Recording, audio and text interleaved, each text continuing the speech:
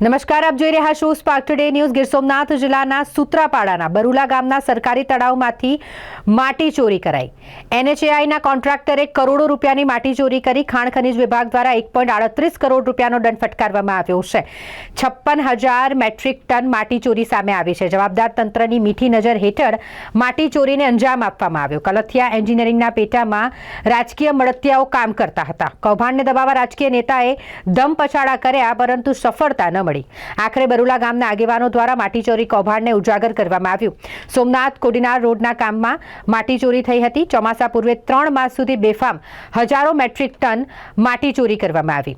30 દિવસમાં દંડ ભરપાઈ ન કરે તો એફઆઈઆર દાખલ કરવામાં આવશે, તે માટેની પણ વાત થઈ છે। ટૂંકમાં હકીકત એવી છે કે સુત્રાપાડા તાલુકાના બરુલા ગામે પંચાયત વિભાગ હસ્તકનું તળાવ છે, જેમાંથી સાદી માટી ખનીજ ચોરી બાબતે પંચાયત વિભાગના કાર્યપાલક ઇજનેર દ્વારા અત્રેની કચેરીએ લેખિતમાં જાણ કરી અને 56,000 મેટ્રિક ટનની કલથિયા એન્જિનિયરિંગ કંપની દ્વારા ચોરી કરવામાં આવેલ તે બાબતની જાણ કરતા અત્રેના વિભાગ દ્વારા નિયમ અનુસાર કાર્યવાહી કરવામાં આવેલ છે। તેમાં કલથિયા એન્જિનિયરિંગને 2 વાર સુનાવણીની તક આપવામાં આવેલ છે, જેમાં આખરી તકમાં કલથિયા એન્જિનિયરિંગ દ્વારા હાજર ન રહેતા એને 1 કરોડ ને 31 લાખ અંદાજે કિંમતની દંડકીય રકમની વસૂલાતનો હુકમ કરવામાં આવેલ છે। અને જો આ દંડકીય રકમ 30 દિવસમાં ભરપાઈ ન કરે અને આમાં અપીલ કે દાખલ ન થાય તો આગળથી નિયમ અનુસાર વસૂલાતની કાર્યવાહી રેવન્યુ રાહે અથવા એફઆઈઆર કે કોર્ટ કેસ જેવી કાર્યવાહી આગળ હાથ ધરવામાં આવશે।